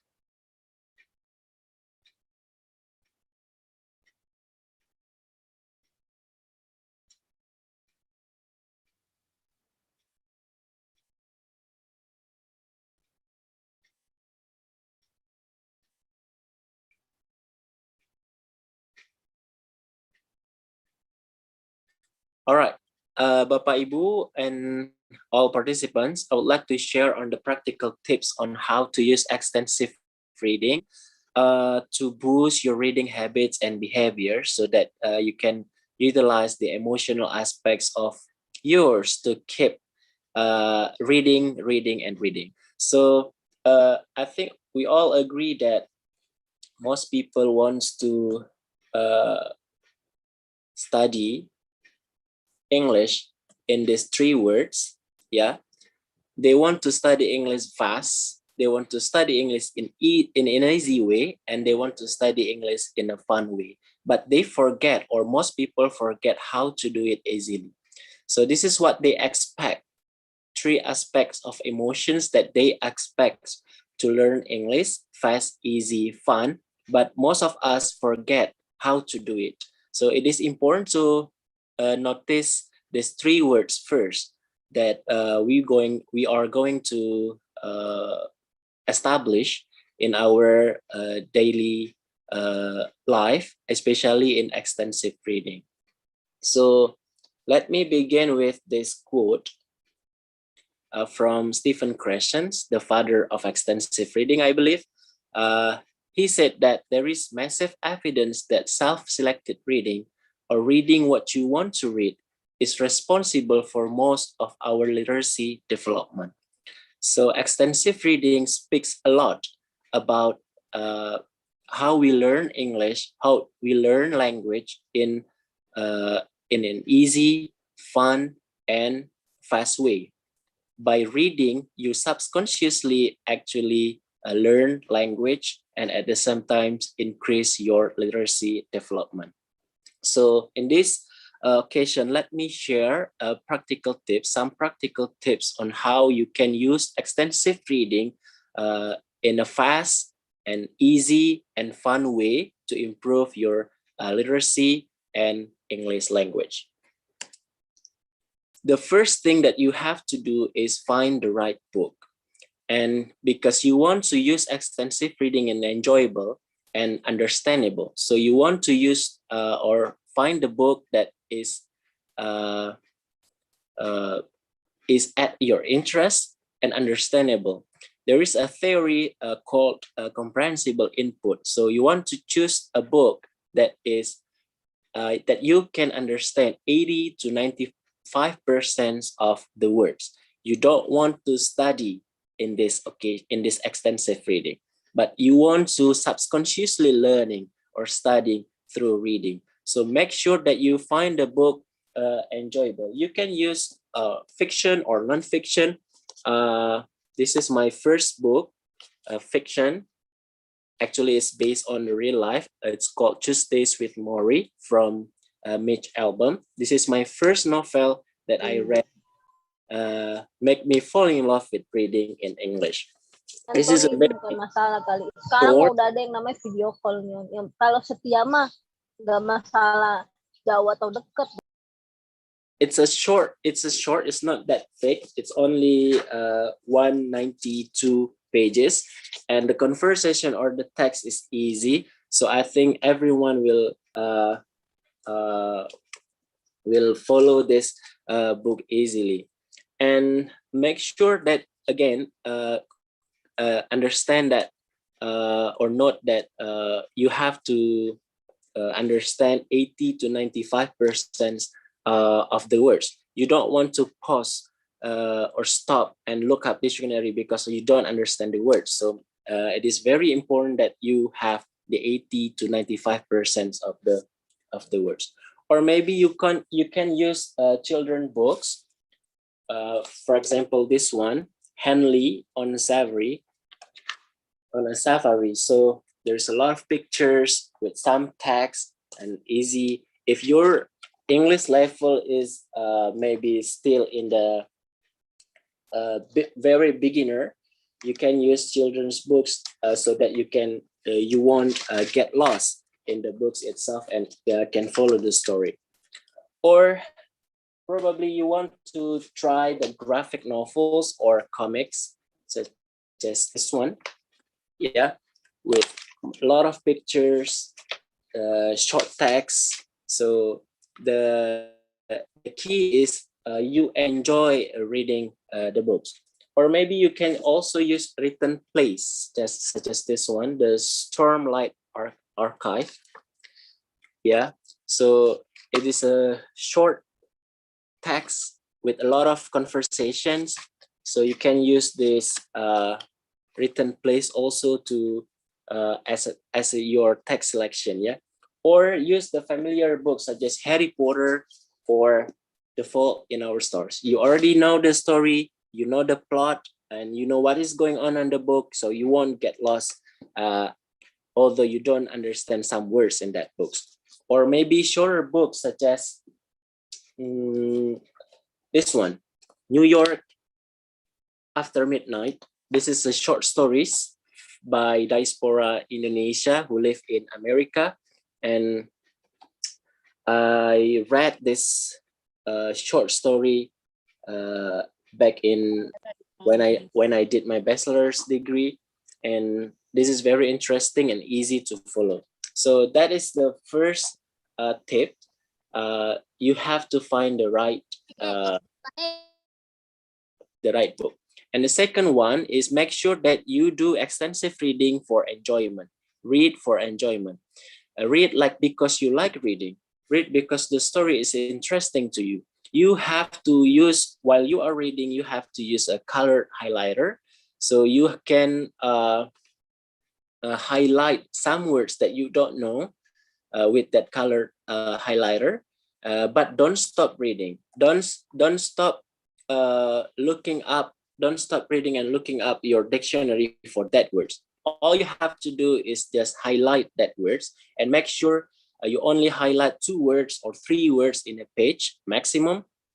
You don't want to highlight everything in that page, because remember, the comprehensible input is 80% to 95%. If you highlight all the pages in one page, all the words in one page, that means your comprehensible input is not 80% to 95%. So that's the second one. The third one, while you are reading, create a personalized dictionary. After you highlight some words, 2 words in one page, and then you make an index card like this. this is your personalized dictionary, and then you word the definitions. You can go to wordreference.com or whatever sources that you use, dictionary or whatever, and then you put the words in that card, in that index card, and then also the definitions of the word. And so from now on, you have to memorize those words. So while you are reading to the next page and find the same word, you already know the words and the definitions. And then the fourth one is you have to read again. Yeah, after you finish read one book, for example, this Mark Twain, the classics one, Adventures of Huckleberry Finn. And then after you finish reading all the books, for example, 2 months or 3 months, and then you have to read again. But this time, make sure you test yourself. If you find that highlighted words and you have put that words in your index card, but don't look at the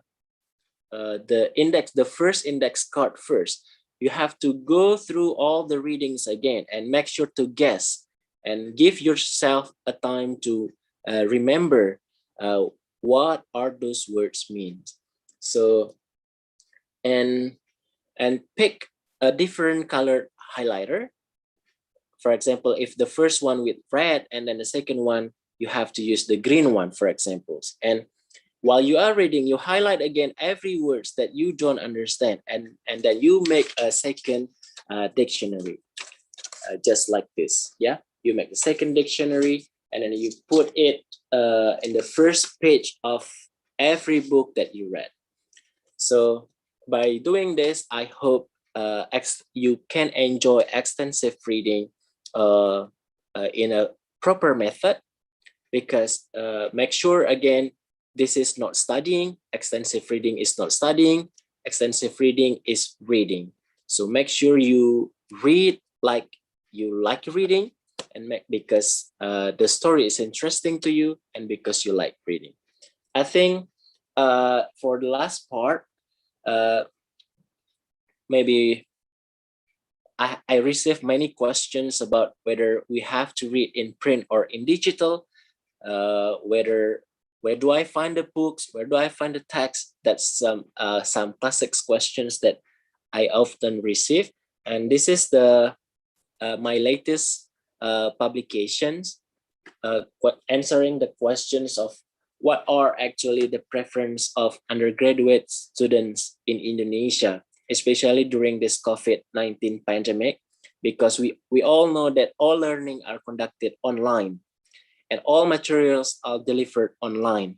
So my big questions in this research is whether the students now prefer print or digital text. And surprisingly, in this research, I found that 97% of the participants were 318 students around Indonesia, undergraduate students, and we delivered a questionnaire, an online survey for them to answer and respond to some questions. And this is the first finding and surprising findings. So 97% of the participants still favored print reading materials. So although we conduct an online learning like with massive technological things, devices, iPad, laptop, smartphone, and everything, and when we deliver the materials online with PDF, reader, or whatever, but students still favor print materials. So if you decide, so it's back to you, yeah. Make sure that your reading is not studying, but your reading is enjoyment. So if you choose print materials, that's okay, and if you choose digital materials, that's also okay. So make sure that for whatever text that you use, whatever media that you use, it is enjoyable to you. It is not painful for you. It is not hard for you to access. So if you, as I was showing you, I use print books. I like reading in like handy in my hand.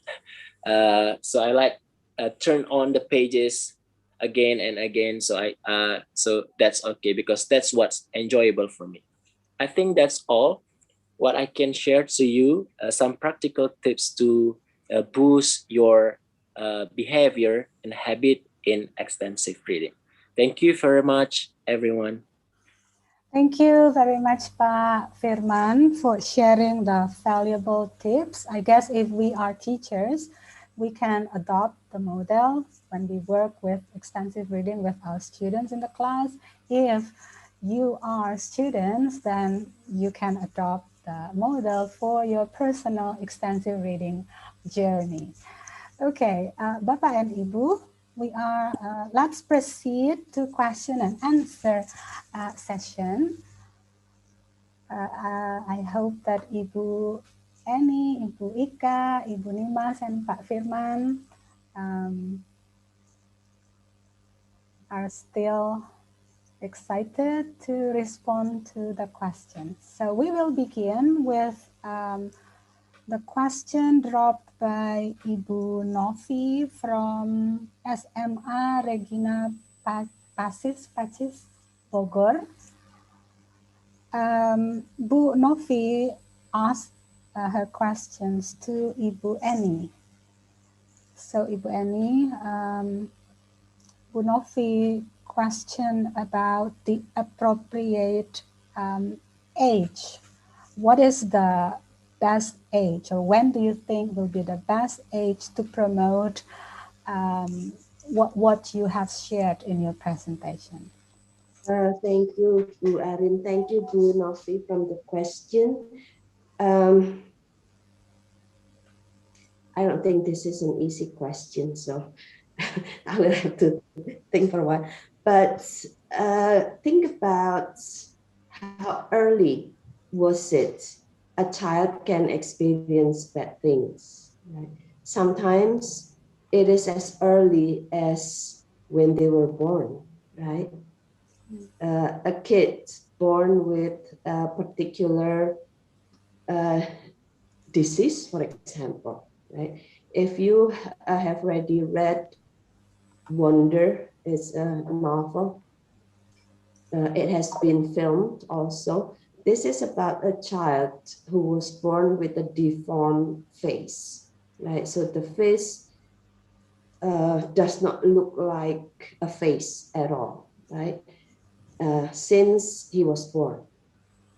So it is not easy to answer that question about the best age to promote that to children. First, I think that depends. If we only talk about one child, that will be easy, right? Easier, not easy, but easier, because you know the kid, you know whether he or she is ready or not. You kind of know what she or he experienced. It will be easier also to choose the kind of books that will be suitable for him or her. But when we're talking about classroom, it will be more difficult. Is everybody ready? Does everybody have the same experience? So I cannot say anything about age, right? That will depend. So if you're teaching a classroom, look at the class. For example, if someone just experienced a bad thing, the parents pass away, for example, right? Or a sibling pass away, or a grandmother pass away, you can use that event to promote this to everybody, so that you can choose the right book. You can at the same time console that kid, and at the same time also you can ask the class, the whole classroom, to empathize, right? So consolation for the children who experience that. At the same time, the other children then can give empathy, sympathy to this kid. For individual children, for your kid, for example, as early as they were born. I happen to have a grandson, not yet 2 years old, but there was a book, I think has been translated into Bahasa Indonesia, and I don't remember the exact title, but it's a picture book. It talks about different emotions, right? Sadness, anger. So one page, one emotion, and you can read this also. You can show this to the baby, right? Depending on how early you want to show the baby those type of feelings. So probably Bu Nimas later can also share from the psychological point of view. Does that answer your first question, Bu Novi?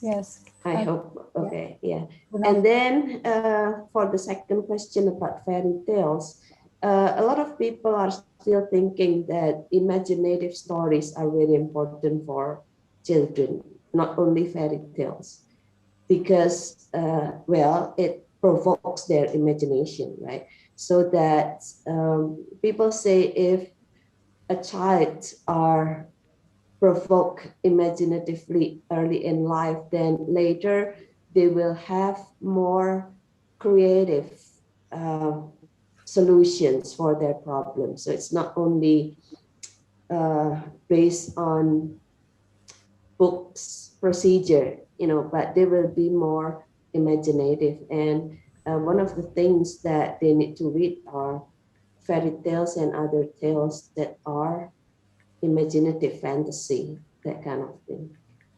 So I hope my short answer answer both your questions, Bu Novi. Thank you. Thank you, Bu Enny, for responding to Ibu Novi's question. Bapak and Ibu, actually we have some burning questions here to the other speakers, but we are constrained by time. It is 5 minutes past 12. So I apologize that we need to conclude our session. And before we end the session, let me give my gratitude to all the prominent speakers for their insightful thoughts this morning. Really an eye-opening sessions for this whole morning. And also to all the enthusiastic participants in the room for their attentive listening and also questions during the session. I give the screen back to Ibu Mega.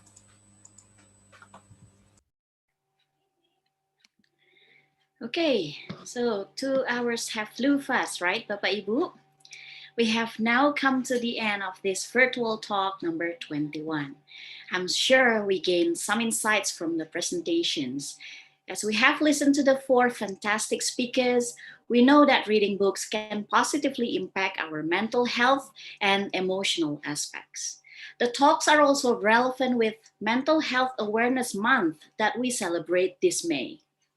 As we are suggested to limit our mobility to avoid the spread of coronavirus, we can always rely on books because books can take you to different places without even leaving home. Before we close this session, I'd like to share some information to all of you. Exit ticket links are